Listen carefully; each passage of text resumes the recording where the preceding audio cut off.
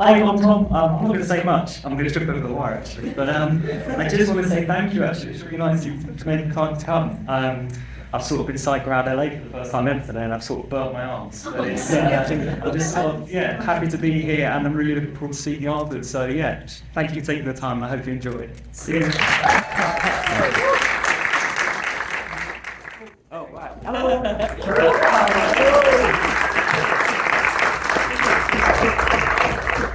Hello, how was that? How'd y'all do?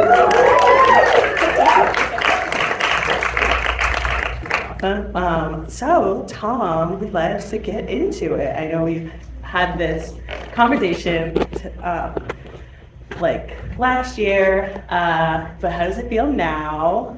Just like with the journey with this film, coming off of the UK release, and now I'm about to start the US release. How does it feel? I mean, it's amazing. I've had like the best day ever. Like I was like cycling, and my phone wouldn't connect to the internet, and I only had one song, which is the OJ's Love Train. So I've listened to it on repeat for about 4 hours solid.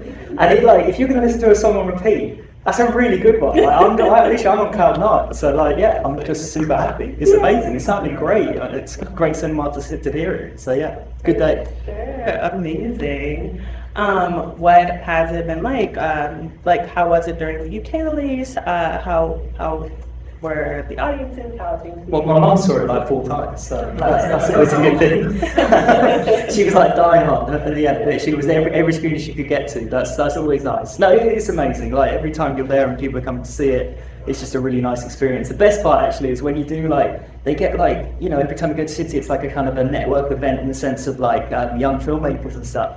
And they obviously, you talk to them before you see a film, and they've got you're just this random guy, and you have a really nice conversation, and they see the film, and they're like, oh wow, and then they actually want to talk to you, and that's really nice. So that's probably the best part. For sure. So let's go back to the beginning of the process as a whole.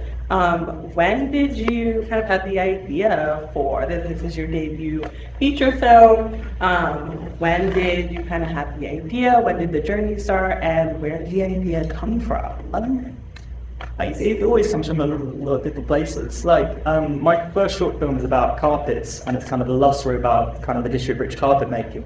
And there's always things that kind of have an interest, they grab you. And hairdressing was something that's just always been in my mind as a fertile kind of place to write, because I feel I like comedy, and I like kind of absurdist comedy where it's something that you take incredibly seriously, but it's kind of plainly ridiculous. And that's what attracts me. And I feel like hairdressing's got this really interesting kind of world in the sense of you've got the high of how people present themselves to the world, but what you see as the kind of person you're putting out there is important, and there's a cultural value around hair. At the same time, you've got salons, you've got the backbiting, just the fun of existing in that space.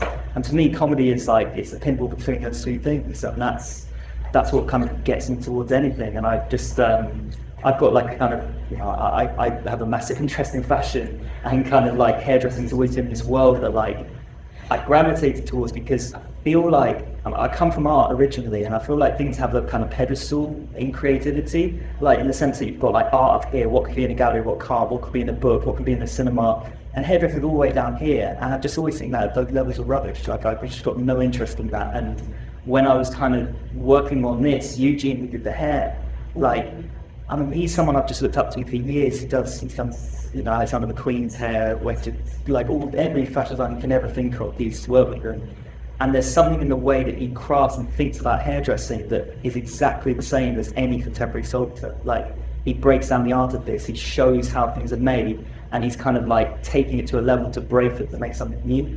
And I just was looking at because I like art and I like sculpture, and kind of just thinking he's doing the same thing. I just about the chance to put that on a pedestal and give it a set and it deserves. And have some fun doing it. Did you know before? No, I begged him. I was a random guy. I wrote him a letter and said, please come and hug me. And then I think he was sort of scared that not scared, but I think he was surprised that I knew everything about his career. I know exactly who he worked with, and I just, Yeah, I've been looking up to him for years. I followed him for a long time, and there's that particular moment of 90s fashion. And it actually all comes from Vivienne Westwood in the 80s, where I just feel like they were breaking a lot of boundaries. There's a lot of interesting creative things going on there, and he was involved in everything. And so yeah, I just sit around asking him, like, what would you like doing this? Would you like doing that? Yeah. I mean, he's a genius. Like, he's incredible. He's like riding a bull, working with it. Like, he's a complete madman, but in the best possible way. For sure. I'm sure it was like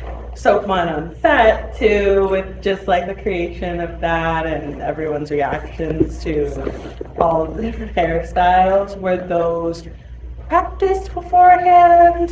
Yeah. We had a day. I mean, it's almost like hairdressing rehearsals in the same sense that they're shop rehearsals.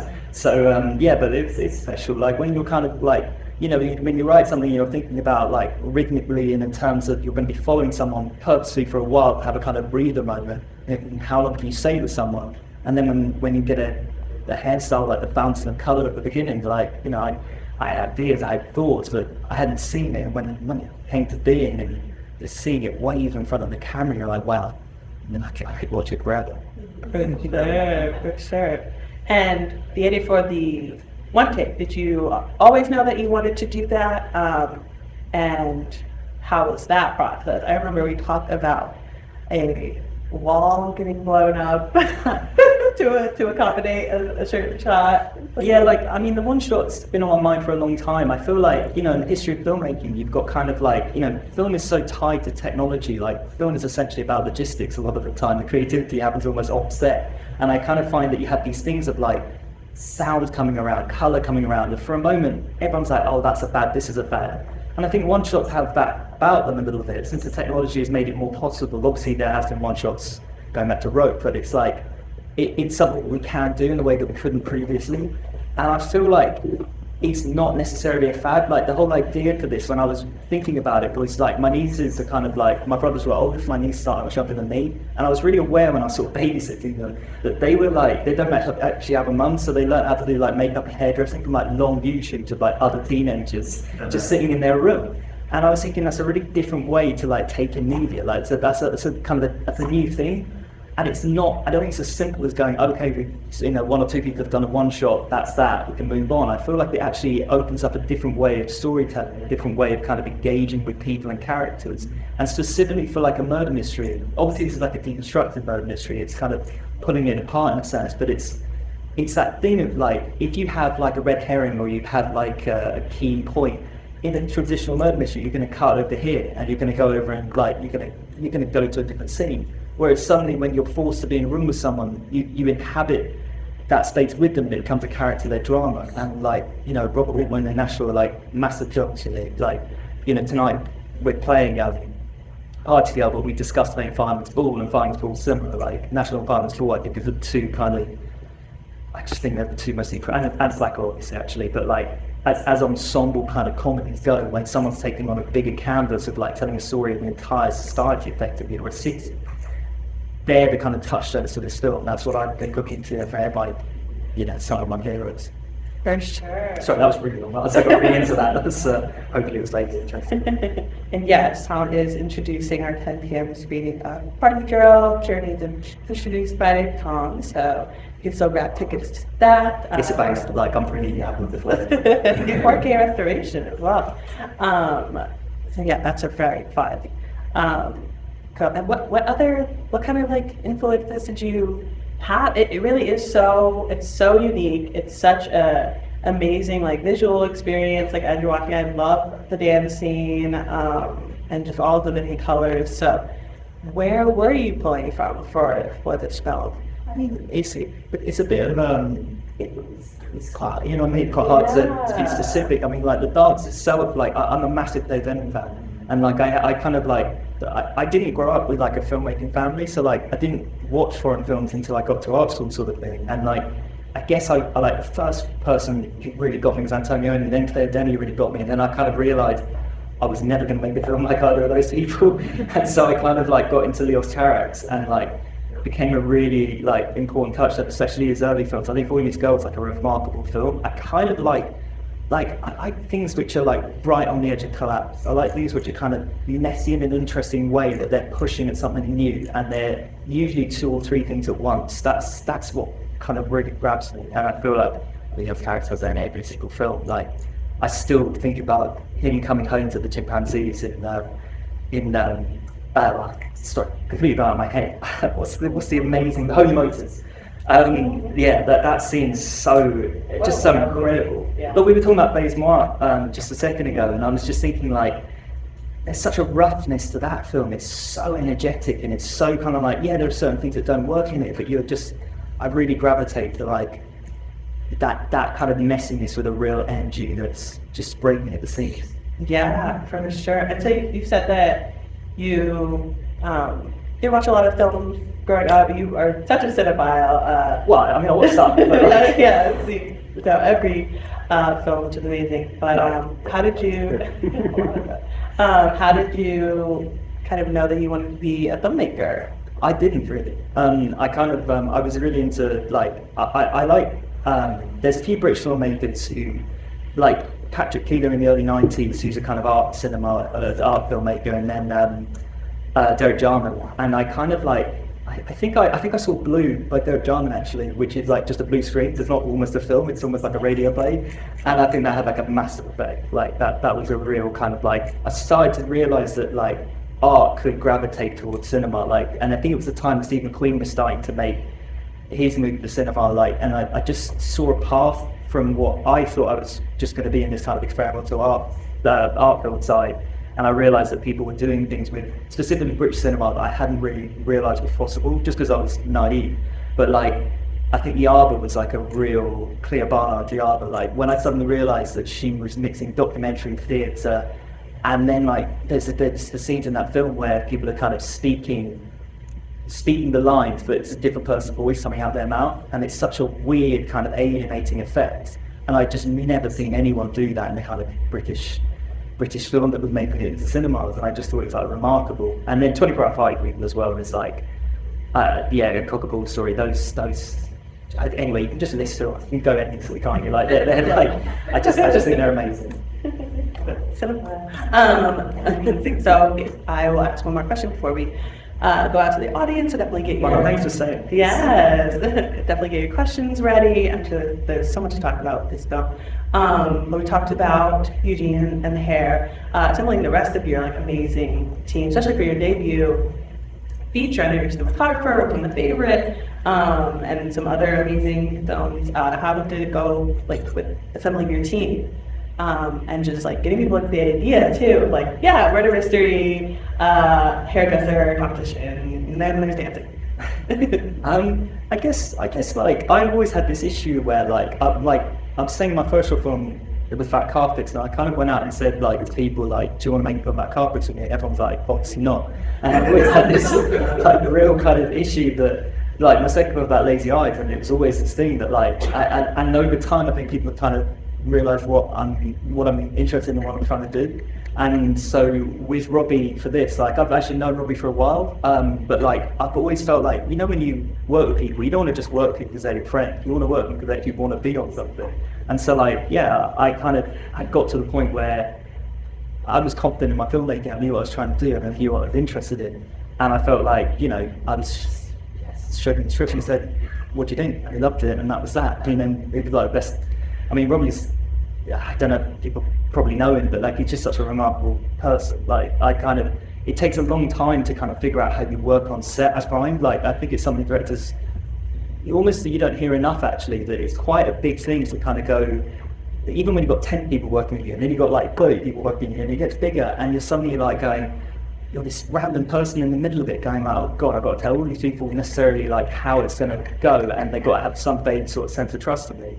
And you have to figure out how you can do that actually. And for me, it's about having a kind of collegiate kind of mentality. It's about kind of receiving from the same hymn sheet and having a level of trust and kind of belief in each other, where I'm not interested in like having relentless arguments and kind of, you know that kind of thing where someone kind of got to get off on the kind of aggression to kind of get the creative juices flowing. That's just not where I'm coming from. And like, I remember looking over at Robbie a few times, just seeing him into the scene. He's someone who kind of almost like reaches through a camera to pull a performance through, but then it's really remarkable actually. And I could see that smile on his face, and I realised that we've got a very similar way of working on set, and it was a really special moment actually. So it was like, to connect with someone like that, it's not something I almost experienced before. Like it was really special. But it's there across the board. Like Lewis, who's called, who did the music, he just the things he did on this, like he had this thing, it was like snakes. We've got to get snakes into the music, and I was like, great. And he reprogrammed his iPhone so it responded to his body movements, and so that he did the movement of the snake, and everything you hear when it's going is actually him moving his iPhone like a metronome effectively. And I remember him sort of coming to me with this idea. We all sitting there kind of just going like, wow, you're a genius. Like, yeah, definitely we're doing that. So I was just incredibly lucky. I'm very thankful. Amazing. And questions from our audience here. Yes. Yeah, go for it. I'm curious because of the sort of symbiotic relationship between the space and the story, how you work with finding that location and making the practicality of it happen while not sacrificing what you need in terms of story character.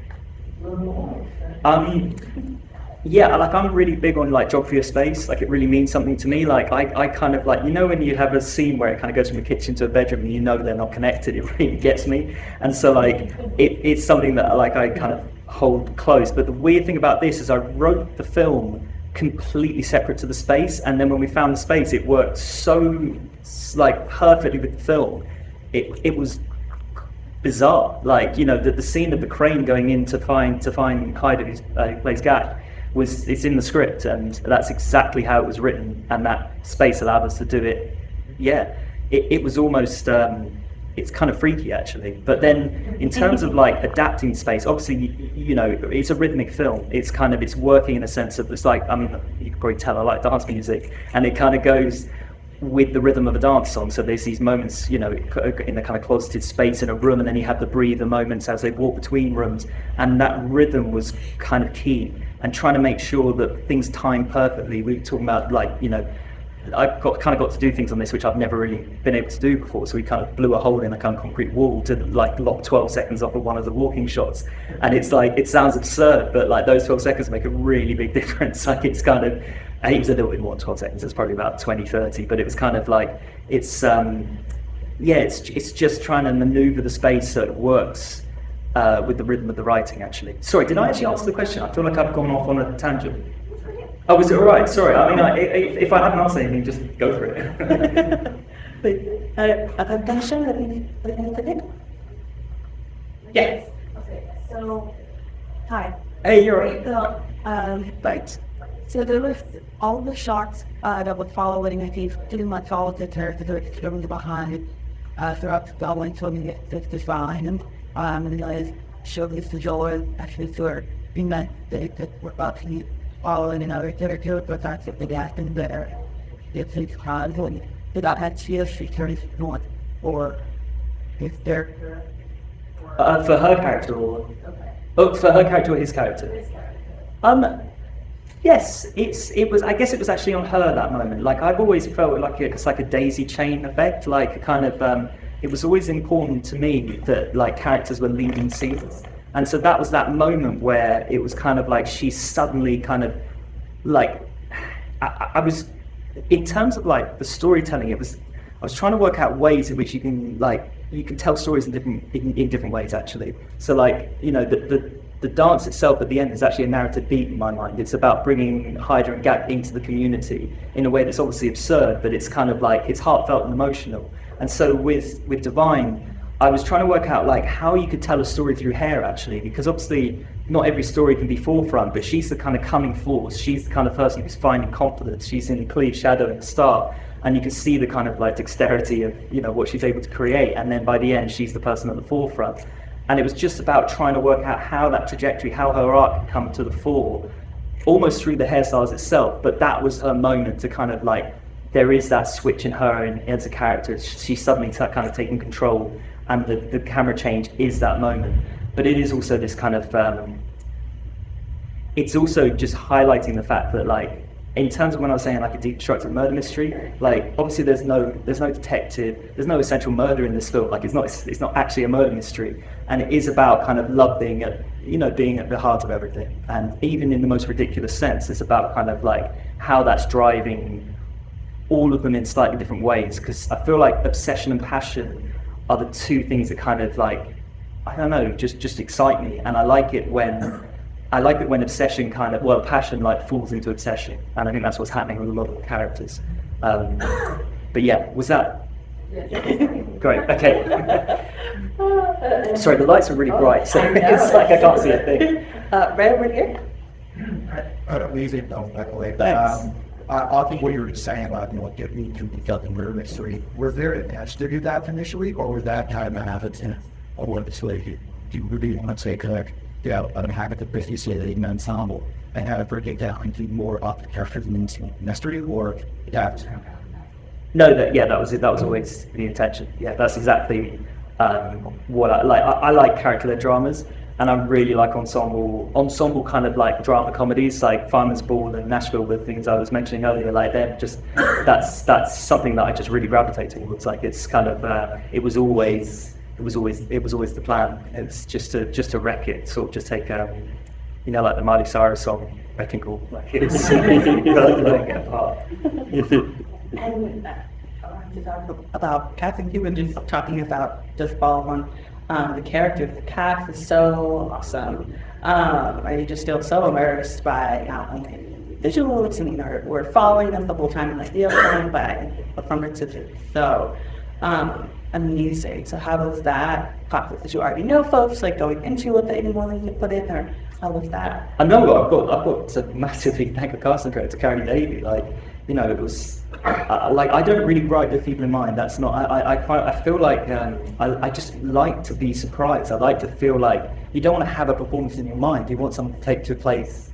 Take you on the journey with them almost. It's like a baton, or kind of like, I don't know, like a golden chalice, and you're giving it to someone, and you want them to kind of riff it off you and go running. So it's kind of, I don't like kind of having necessarily people in my mind as I'm writing. So it was a case of like, we were casting during COVID, so it's kind of like you get tapes. Some of them are just incredible. Like, Daryl, who played Rene, like it kind of, it was, I don't know where he did his video, but it was like, he had his top undone down to here. It was like slouched like this, it was sunburnt all the way down. And I remember just going, this guy's great.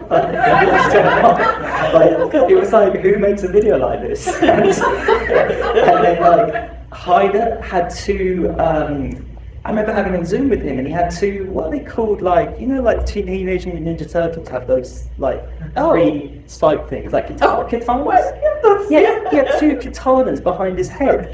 And I just was looking at them the whole time going like, why did you make that decision? This is not a normal thing to have on your wall. and so yeah, like those sort of things stayed with me. And then Claire came in, like I was sitting opposite her, I was like terrified. Sorry, Claire plays Cleve, and I was terrified, and I was just like, yes, it's like electric. And so yeah, it just falls into place. Like, everybody had these, they've all got different parts, some people are kind of the emotional glue, some people are kind of like give energy at certain moments, and each person just kind of, it's as simple as you're just incredibly excited by people. Actually, it's that simple. And yeah, it's the same with crew. You just become incredibly thankful, because it's a huge amount of pressure. Like, there's a 45-minute tape in there. We filmed it in 9 days. Like, it's very, like, it's high wire act stuff, and you really need a hell of a lot of collaboration. And so, yeah, it was everyone sort of full house to the pub tour. How many times did you do that? Well, we weren't going to do it, but then the rehearsal got so to getting there that we were like, this is brilliant. And so yeah, it's a bit less than 45, but it's kind of it's pretty good and lot, and it was great. I mean, it's really fun. I mean, yeah, there are moments that are terrible. Like the first lady cried, literally solidly ruined the entire day. Like, there's two babies and they're twins, and it's funny, they're both credited, but only one's in it. It's the one that didn't cry. So, yeah, it's you get a bit of luck and you get a bit of not so much luck. Sure. You have a question? Found questions? Yeah, again. Yeah, I don't know if this is like a question and this is a very long topic, but it's so truly really at my lens. It's like this capture, like I think with it's like one shot stuff to let follows once that I had, and like how it's gonna that like what watching here, I thought I'm talking to how the match how it's like popular words. The characters like they're so even your ounce to blur your head like you spec all of that in your private development with the plans to transact days you make money. How did you kind of how do you balance all of that? Okay, I feel like that sort of makes sense. You're balancing that to keep saying plus, but you need to balance your motive at the same time, and also making us feel like crazy about. I mean, it's twofold.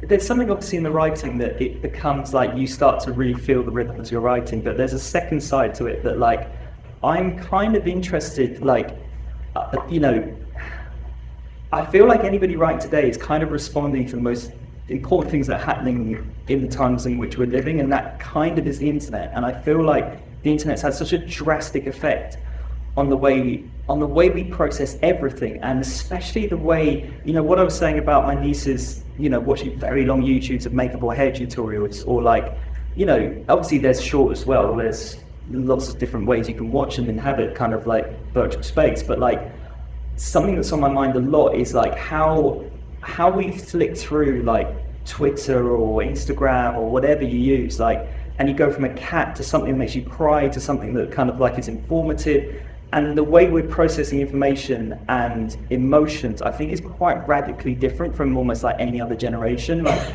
it's quite like irony has become the kind of like the tool in which almost every conversation like relies. It's like the crutch that's there, and there's a kind of duality to speech and writing and characters that I feel that we all are kind of writing from. Like a lot of, I feel like, I love films like Tangerine to Tan, I think Everything Everywhere All at Once is incredible, and they've all got this like very much like post-internet's not a particularly nice phrase, it's a bit cumbersome, but like I do feel like there is this, I think a lot about like, I'm definitely going on a tangent now, sorry, this will be really short, I'll keep this brief, but like I think a lot about that moment in the 60s when you had Patton and MASH, and like you had Patton for the kind of war generation, and then you had MASH for the hippie generation, and kind of like they were both about wars, but they had a really like pronounced difference in how they were telling those stories. And I'm wondering right now if there is a similar thing going on with people who have kind of grown up with the internet, people who haven't, in the way that they want stories told. And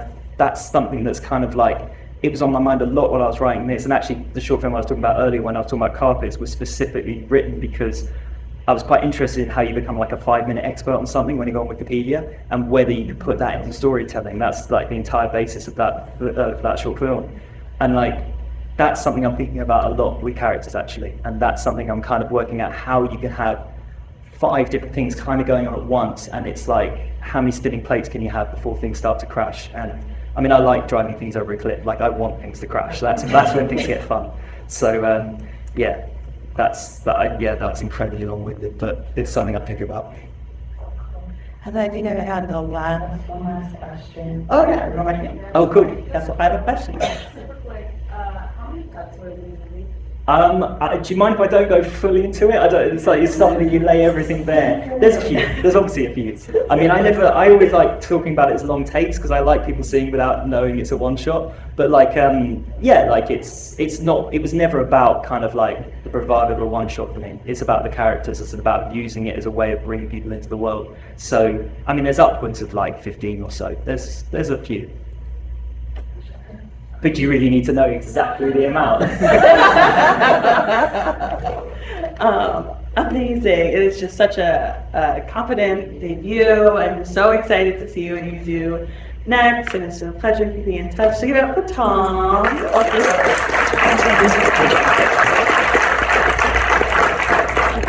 We are doing a short limited engagement of Medusa Deluxe starting once it releases on August 11th. So tell your friends that they can catch it here. It is LA exclusive.